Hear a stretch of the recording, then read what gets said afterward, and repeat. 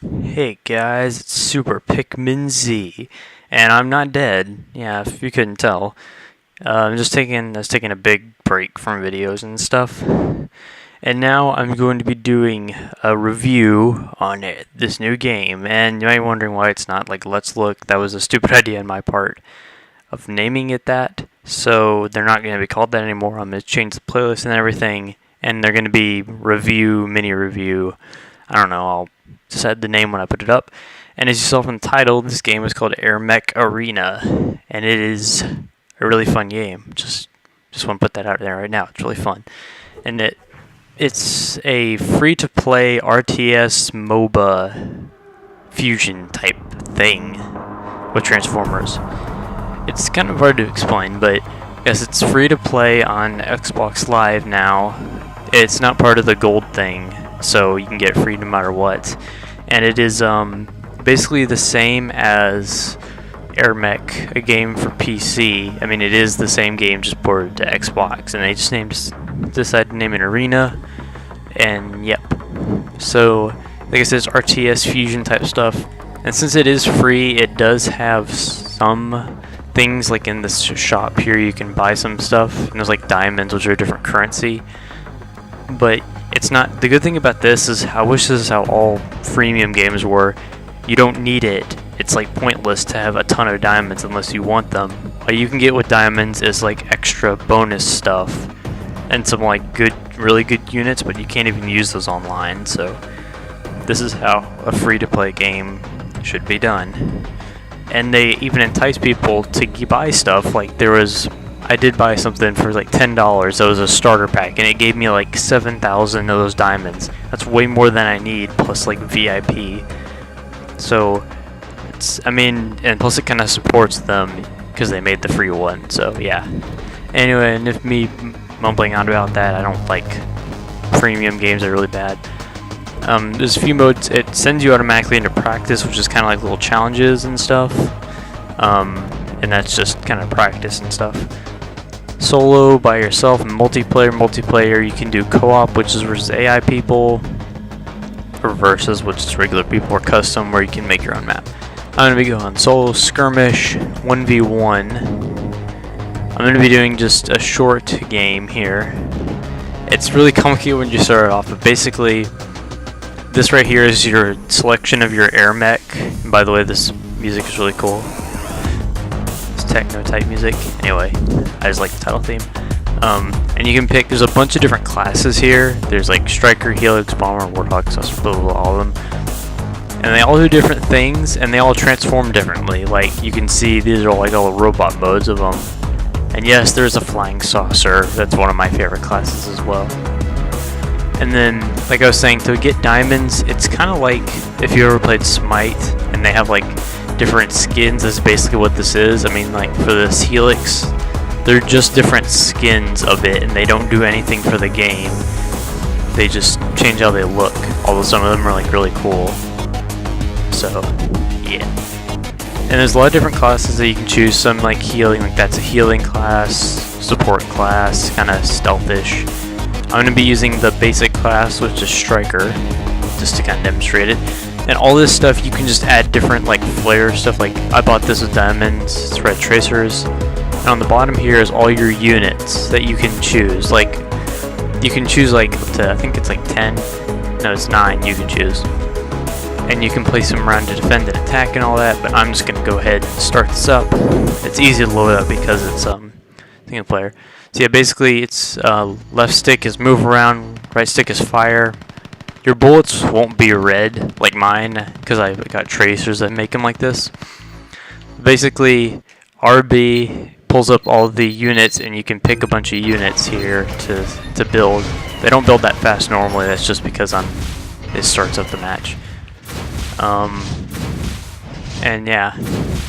And so you can pick units up, and you can give them commands on the bottom right, like to that. I'm making these guys go capture a base, which they'll do automatically, or they will go automatically to capture a base. Like I said, pressing A send stuff down.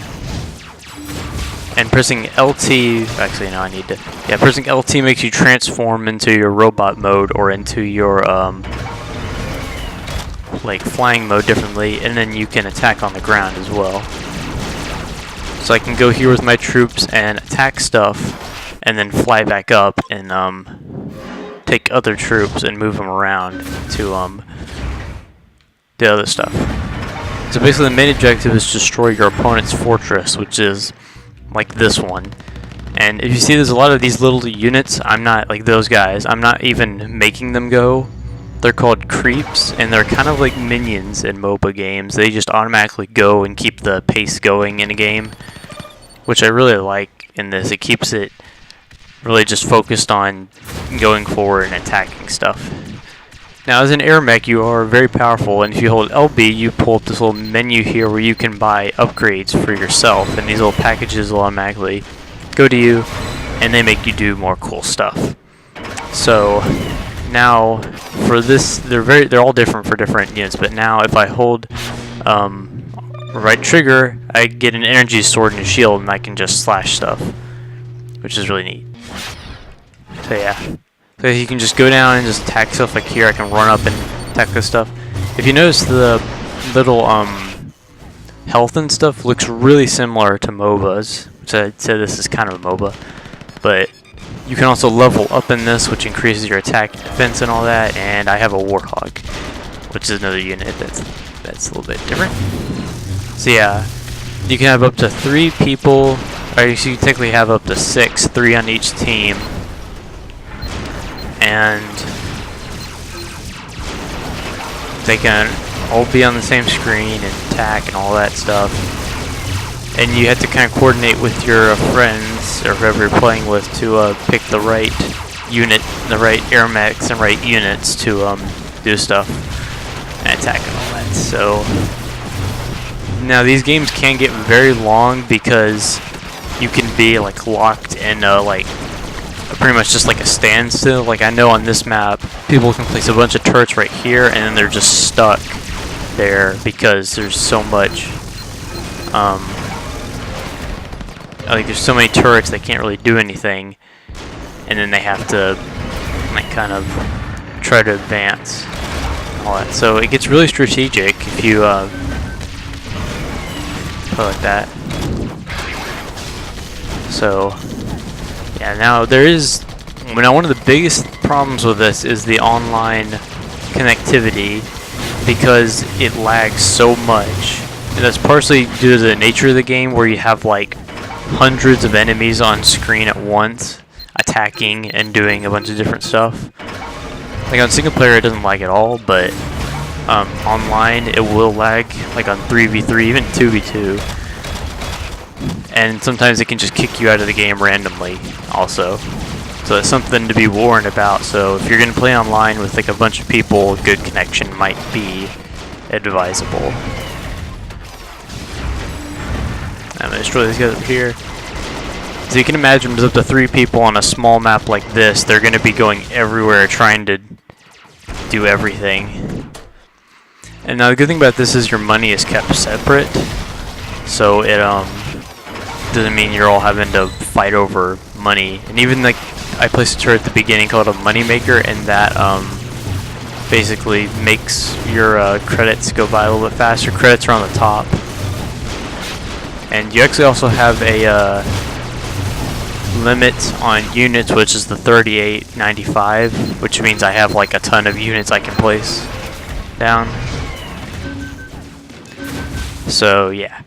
Now at first this does get really confusing, like really confusing, but once you start playing and get used to some of the classes and placing down units and all that, it doesn't get so complicated. The biggest thing to start off with is knowing that you can buy the abilities on the bottom. Actually, also I forgot to mention, you can buy stuff by just pressing up on the D-pad. D-pad can choose like the little thing at the bottom. I can buy different things.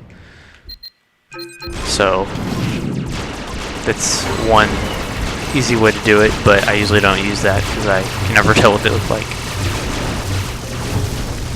Could have set far back, but yeah, because I can't really talk too much about it. You just kind of have, it's one of those games that you have to play to really see what I mean.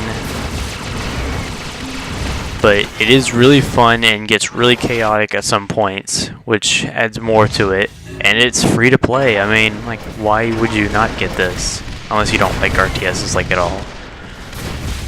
So like too much. Anyway. So I mean, this is versus the computer, so they're really stupid. That's another bad thing about this. The computers are just so stupid. Like, this guy is not doing anything to me. He's not even going after me, which usually human players will go after you in Airmechs.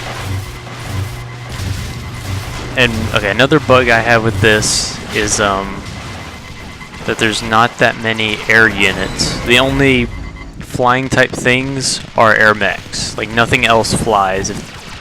But there's plenty of anti-air stuff specifically for Airmechs, for defeating Airmechs. So I don't know why they didn't add a lot of air units to kind of make anti-air stuff more useful. It just doesn't make sense to me. And this guy's dead because I'm higher level than him. Yeah. So, do I have... yeah. Now, when you have all bases on the map, besides the fortress, you can't capture a fortress. When you have all these little bases, you'll dominate, which means your opponent will gradually lose... their fortress will gradually lose health. It basically means you've won. Because it's very hard to get out of being dominated. Like, really hard. Especially when that guy has, like, no health. I did forget to mention that these bases can be captured by infantry. Infantry are like any unit, like this big machine gun guy I'm buying, that's technically infantry. And we won. And like just like TF2, you can just destroy all your opponents because your damage is increased to like 1 billion, and you can just like kill everything on the map for fun. Even though these tanks take way too long to kill. Like 1,000 health and stuff to kill. Yay, I won. At the end of matches, you get experience and kudos. Kudos are the currency to buy certain things. I have gold VIP, so that gives me a little bit more, but you still get a decent amount. And there's other challenges and stuff that you can do to give you a lot as well. Actually, I'll go show the what I mean by diamond stuff. Well, these ultimates right here, they even say you can't use these if like if you select one. It's like ultimates are excluded from PvP matches, so I don't see a point to buying these, but they're supposed to be really good in comparison to the regular units. So yeah. And for Airmechs, you can buy like Gothic. That was the one that we were fighting, a Gothic Warthog. It can do a lot of stuff. So I mean, they just look cooler. Those things you buy with diamonds usually just look cooler. So yeah, that was Airmech Arena short match. If you have an Xbox, you should get it. I'm pretty sure it's free for PC too. But again, be warned, it is really slow when going online and can lag you out at some points. Anyway, that's my short review playthrough of Airmech Arena, and I give this game kind of an 8.5 out of 10. And I would like to rate it 9. I would give it a 9 if the connection didn't have so many bugs and crashes and stuff. And kind of if they gave a little bit more, because the max player rank you can get is 10 and I'm 9 already, and I've only been playing a little bit. So if they added a little bit more replayability to it, it'd be a surefire 9. So anyway, thank you guys for watching, subscribe, rate, and all that. And I'll see you guys next time.